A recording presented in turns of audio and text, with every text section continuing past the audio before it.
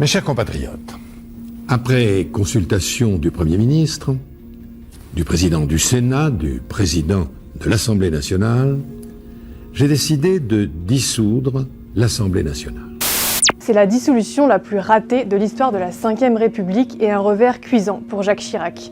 Il y a 25 ans, le 21 avril 1997, le président de la République annonce la dissolution de l'Assemblée nationale, un coup politique qui va se retourner contre lui.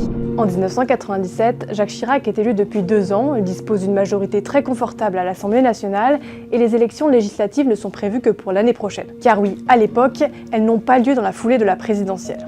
Seulement voilà, la popularité de son Premier ministre Alain Juppé est en chute libre, sa volonté de réformer les retraites a provoqué des grèves spectaculaires dans le pays et la lutte contre le chômage, qui est son cheval de bataille, ne donne aucun résultat.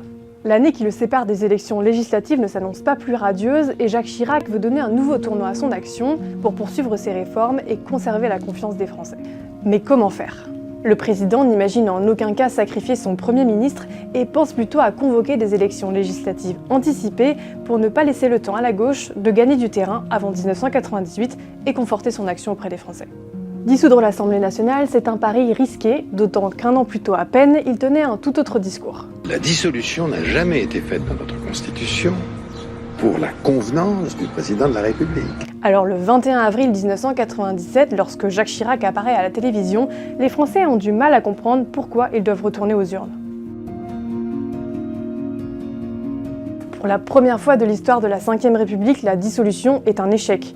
La droite s'effondre, la gauche obtient la majorité absolue à l'Assemblée nationale et Jacques Chirac est contraint de nommer Lionel Jospin Premier ministre.